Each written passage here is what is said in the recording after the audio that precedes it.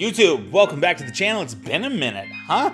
Last time we were here together hanging out in the previous episode, I said we were going to do some serious killing in the next video. And I have done that in a video game, to be clear. However, I also got distracted, if I'm honest. I got distracted by this week's game. Trek to Yomi, the new title from Devolver Digital. Now, if you've been here a little while, you know that I have loved my experiences from Devolver. They're not always necessarily the cleanest of experiences, but they really know what they're going for and they just nail it every single time. This week, we are going to be in the revenge and blood-soaked sandals of a samurai epic. It feels like a supernatural tinged Kurosawa film. Look, if you were raised on samurai films, maybe not kung fu necessarily, but a samurai upbringing, this game is gonna be for you. As always, I am Colin, your Game Pass guru, here to Sherpa you up the mountain of content to Game Pass from Microsoft. That's the only thing that's consistent here, is that you're gonna see me. The other usually consistent thing is the inconsistency in the kind of games we're gonna play. We've done platformers, we've done shooters, we've had action games, we've played as space balls that get squished while they fly through the air, we've unpacked an entire woman's life, and this week, I've never played anything like this, and this time, it's unequivocally awesome. Let's take a look. 真の調和を保つ者は幾年もの先を見抜くことができるというが、すべての調和を乱し者は一寸先をも見抜くことができぬ。一歩一歩進むのだ。気を抜くでない。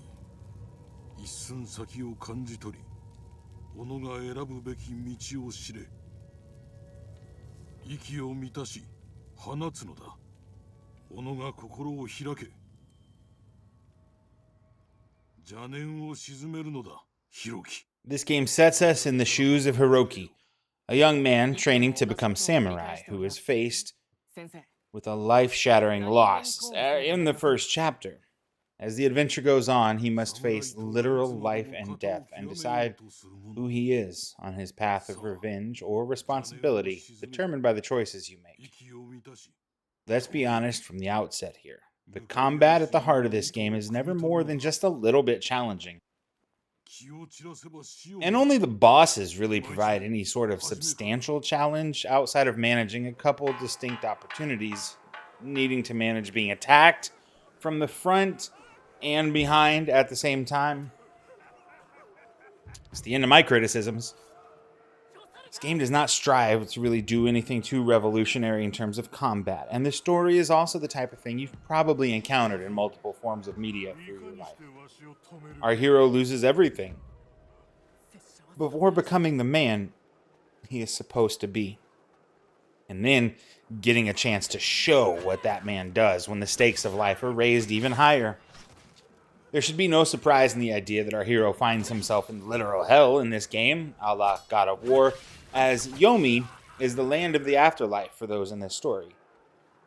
The story is solid, not entirely unpredictable. It seems like I'm not done with criticisms, considering I said I love this game. Why do I feel the way that I do?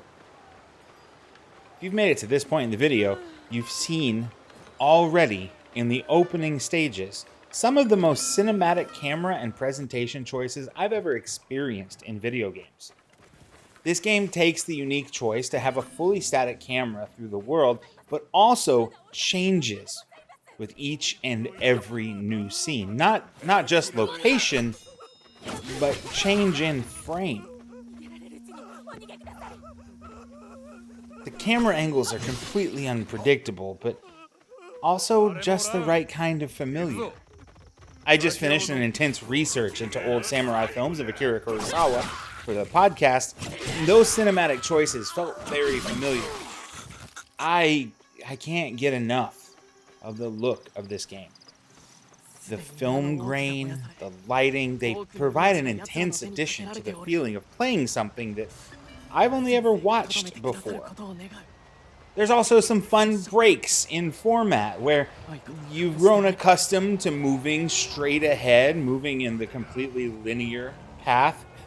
But if you look a little bit off the normal path, you'll wind up finding a different way to do things. It's never too hard to find, it's never hidden too thoroughly, but this change of pace keeps you exploring the environment for things on top of the rewards of collectibles. The game doesn't have a language option. Whatever your native language, the game will take place in Japanese. All you can affect are the subtitles displayed on screen. The combat in the game is empowering to me. I felt like I was always more than capable before being completely humbled by those given the power of boss status. It was a really pleasant experience to get the additional ranged weapons and learn new combinations in combat to help with different situations. Mostly I just wanted to see where this game was going to take me next.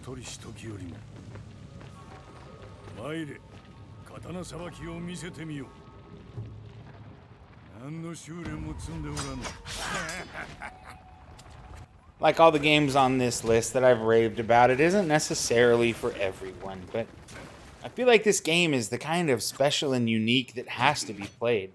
Look, this is the first time since starting this channel I've bought a game off of Game Pass. It doesn't matter to me if it goes away because I own it. I spent the money. I want Devolver to not just get paid by Microsoft, but paid by me. There's a world in which I can accept someone telling me that they didn't enjoy this game.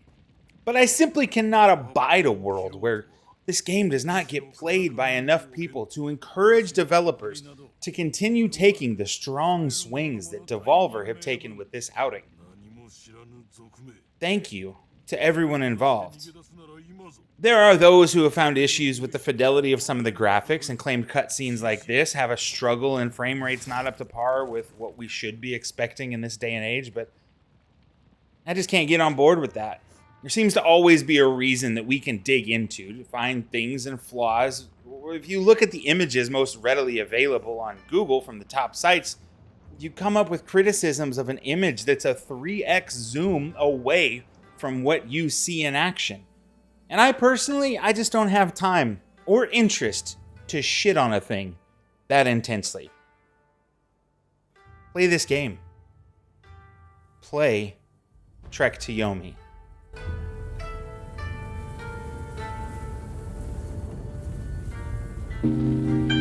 Listen, if you're the kind of gamer that is going into the cutscenes of a 1960s styled samurai aesthetic game looking for frame rate issues through the film grain, then you and I just have a philosophical difference in what it is that we're looking for from games.